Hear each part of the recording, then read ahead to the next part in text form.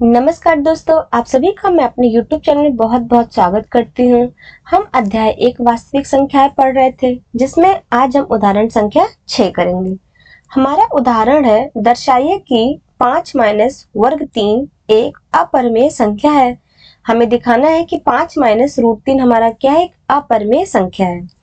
तो इसे हम विरोधाभासी प्रक्रिया से सिद्ध करेंगे।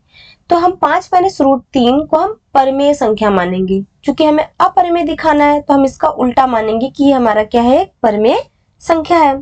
तो हम यहाँ लिख लेते हैं कि माना कि 5 माइनस रूट 3 एक परिमेय संख्या है। ये क्या है, ये हमारा एक परिमेय संख्या है। हमने ये मान लेते हैं कि हमारा परिमेय संख्या है। और परिमेय संख्या की परिभाषा क्या होती है, जो p बटा q के रूप में हो, जहां p और q दोनों हमारे क्या हो, रियल नंबर्स हो, यानी वास्तविक संख्याएं हो, और q हमारा 0 के बराबर ना हो, और p और q दोनों हमारे सहअभाज्य संख्याएं भी होती हैं। तो सहअभाज्य संख्याएं किन्हें कहते हैं? सहअभाज्य संख्याएं वे संख्याएं होती हैं जो 1 से विभाजित होती हैं और किसी अन्य संख्या से विभाजित ना हो। और जो सहअभाज्य संख्याएं होती हैं वो हमारी कैसी संख्याएं होती हैं, वो हमारी परिमेय संख्याएं होती हैं। तो यहाँ पे हम 5 माइनस रूट 3 बराबर इसे हम p बटा q के रूप में लिख सकते हैं, क्योंकि हमने इसे परिमेय संख्या माना है। तो हमने यहाँ बराबर p बटा q लिख दिया। अब हम यहाँ कंडीशन लिख देंगे, चूंकि ये हमारा परिमेय संख्या है, यानी p और q को हम क्या है, ये दोनों हमारे सहअभाज्य संख्याएं हैं। तो यानी कि जहां p और q ये दोनों क्या है हमारी, ये हमारी सहअभाज्य संख्याएं हैं। ये क्या है, ये दोनों हमारे सहअभाज्य संख्याएं हैं। और जो q है वो हमारे 0 के बराबर नहीं होना चाहिए। तो ये हमने यहाँ पे कंडीशन लिख दी। अब चूंकि 5 माइनस रूट 3 बराबर p बटा q, हम इसे व्यवस्थित करके लिखते हैं। तो 5 माइनस रूट 3, p बटा q उधर प्लस में है तो दूसरी साइड आएगा तो माइनस p बटा q हो जाएगा, बराबर 0 आ गया। अब यहाँ से ये हमारा 5 माइनस p बटा q, चूंकि माइनस रूट 3 है, दूसरी साइड जाएगा तो हमारा प्लस रूट 3 हो जाएगा। अब इसे हम व्यवस्थित करते हैं तो रूट 3 हम इधर लिख देते हैं, यानी रूट 3 बराबर 5 माइनस p बटा q। अब आप देखेंगे कि जो हमारा दाएं तरफ 5 माइनस p बटा q है और दाएं तरफ लेफ्ट साइड हमारा रूट 3 है। इसे हम समीकरण 1 लिख लेते हैं। इसे हम क्या लिखते हैं, समीकरण 1। हम इसे समझते हैं, क्योंकि p बटा q, जो हमारा p बटा q है, ये क्या है, ये हमारी सहअभाज्य संख्या है, यानी हमारी ये परिमेय संख्या है। p और q है, वो p और q दोनों क्या है, हमारा सहअभाज्य संख्या है, यानी कि हमारा परिमेय संख्या है। तो यहाँ पे यानी p और q दोनों हमारा क्या है, ये परिमेय संख्या है, यानी 5 माइनस p बटा q ये पूरा हमारा क्या हो जाएगा, ये हमारा परिमेय संख्या। अब ये हमारा परिमेय संख्या बराबर है रूट 3 के, यानी रूट 3 भी हमारा क्या होना चाहिए, ये भी हमारा परिमेय संख्या होनी चाहिए। पर हमने प्रूफ किया है पीछे प्रश्न में कि जो रूट 3 होता है ये हमारा क्या होता है, ये हमारा एक अपरिमेय संख्या होता है। अब अपरिमेय संख्या और ये हमारा परिमेय संख्या, तो दोनों यहाँ बराबर लगा है, जो कि दोनों बराबर नहीं होगा। या तो दोनों हमारा परिमेय परिमेय होगा, या तो दोनों हमारा अपरिमेय होगा। यानी कि ये हमारा अपरिमेय है और ये परिमेय है, तो इसलिए ये जो पूरा प्रश्न है, ये जो 5 माइनस p बटा q है, ये भी हमारा क्या हो जाएगा, ये भी हमारा अपरिमेय हो जाएगा। अर्थात जो हमारा प्रश्न है 5 माइनस रूट 3, ये क्या हो जाएगा, हमारा अपरिमेय संख्या हो जाएगा। बस हमें इसे शब्दों में यहाँ पे लिखना है। हम इसे शब्दों में लिख देते हैं कि चूंकि p और q ये क्या है, हमारी सहअभाज्य संख्या है। p और q सहअभाज्य संख्याएं हैं, तो इसलिए क्या होगा, ये हमारे सहअभाज्य संख्याएं हैं, तो इसलिए 5 माइनस p बटा q एक परिमेय संख्या होगी। ये क्या होगी, ये हमारी एक परिमेय संख्या होगी, क्योंकि सहअभाज्य संख्या है तो ये हमारी एक परिमेय संख्या होगी। परिमेय संख्या है अर्थात, यानी कि जो और रूट 3 भी हमारा क्या होगा, रूट 3 भी एक परिमेय संख्या है। रूट 3 भी एक परिमेय संख्या है, परिमेय संख्या होगी।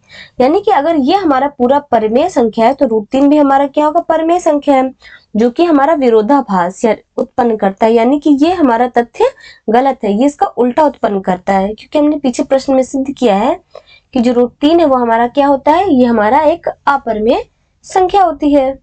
परंतु इससे इस तथ्य का विरोधाभास प्राप्त होता है कि √3 एक अपरिमेय संख्या है। यहाँ पे परिमेय दिखा रहा है और ये इसका विरोधाभास प्राप्त हो रहा है, क्योंकि √3 हमारा क्या है, ये एक अपरिमेय संख्या है। यह एक कल्पना है जो गलत है, अतः यह निष्कर्ष निकलता है कि 5 - √3 एक अपरिमेय संख्या है। यानी कि अगर ये पूरा परिमेय संख्या है और ये अपरिमेय है तो दोनों नहीं हो सकता, इसलिए ये पूरी संख्या यानी कि 5 - √3 क्या होगा, ये हमारा एक अपरिमेय संख्या है और यही हमारा इसका आंसर होगा। अगला हमारा उदाहरण संख्या 7। हमारा उदाहरण है कि दर्शाइए कि 3√2 एक अपरिमेय संख्या है। इसे भी हम मानेंगे कि जो 3√2 है ये हमारा क्या है, ये हमारा एक परिमेय संख्या है। हम इसे भी कल्पना करते हैं कि मानते हैं कि माना कि 3√2 एक परिमेय संख्या है। हम यहाँ भी मानते हैं कि हमारा क्या है, ये एक परिमेय संख्या है, हम इसे मानते हैं। यानी कि जो 3√2 है वो किसके बराबर होगा, वो हमारा p/q के बराबर होगा। और हमारा जो p और q है वो हम कंडीशन लिख देते हैं कि जहाँ पे p q ये क्या है, ये हमारी सह अभाज्य संख्याएं हैं, ये हमारी सह अभाज्य संख्याएं हैं, ये हमारी सह अभाज्य संख्याएं हैं। और जो q है वो हमारा 0 के बराबर नहीं है, तभी हमारा जो p और q है क्या होगा, ये हमारा परिमेय संख्या होगी। तो हम इसको यहाँ पे लिख देते हैं। अब हम इसे व्यवस्थित करते हैं, तो जो हमारा √2 है वो किसके बराबर हो जाएगा, क्योंकि 3 इसके साथ गुणे में है तो दूसरी साइड जाएगा तो हमारा भाग हो जाएगा, यानी p/3q हो जाएगा। इसे हम समीकरण 1 मान लेते हैं। 1 से आप देखेंगे कि जो हमारा p/3q है, जो हमारा p/3q है, चूंकि p और q दोनों हमारे सहअभाज्य संख्याएं हैं और 3 ये सभी हमारे क्या है, ये हमारे पूर्णांक हैं, अर्थात p/3q ये हमारा एक परिमेय संख्या होगी। ये क्या होगा, ये हमारी एक परिमेय संख्या होगी। और पीछे प्रश्न में हमने सिद्ध किया है कि जो √2 होता है वो हमारा क्या होता है, ये हमारा एक अपरिमेय संख्या हो। यानी कि अगर ये है तो ये भी हमारा परिमेय संख्या होना चाहिए, लेकिन हमारा विरोधाभास उत्पन्न होता है, क्योंकि जो √2 है वो हमारा क्या है, ये हमारा एक अपरिमेय संख्या है। इसलिए जो पूरी संख्या यानी जो 3√2 है ये हमारी क्या होगी, हमारी अपरिमेय संख्या होगी। बस इसी को हमको यहाँ पे शब्दों में लिखना है। तो हम लिख देते हैं कि चूंकि p q 3 सभी पूर्णांक हैं, इसलिए p/3q एक परिमेय संख्या है। यानी जो p/3q एक परिमेय संख्या है, इसलिए और साथ ही साथ इसलिए जो √2 है, √2 भी एक परिमेय संख्या होगी।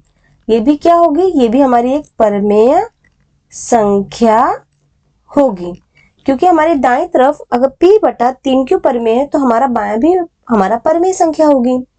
परंतु इस तथ्य का विरोधाभास उत्पन्न होता है, परंतु इस तथ्य का विरोधाभास उत्पन्न होता है। क्या होता है, हमारा विरोधाभास उत्पन्न होता है कि √2 यानी वर्ग 2 एक अपरिमेय संख्या है। ये क्या है, हमारी एक अपरिमेय संख्या है। हमें पता है कि जो √2 है वो हमारी एक अपरिमेय संख्या है, परंतु यहाँ परिमेय दिखा रहा है जो कि हमारा ये गलत है, जो कि हमारा ये क्या है, ये गलत है।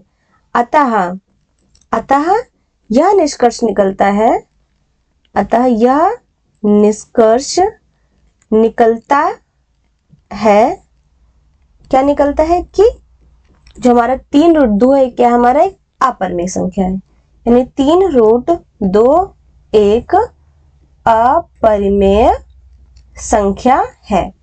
ये क्या है, ये हमारी एक अपरिमेय संख्या है और यही हमें सिद्ध करना था और ये इसका हमारा आंसर होगा।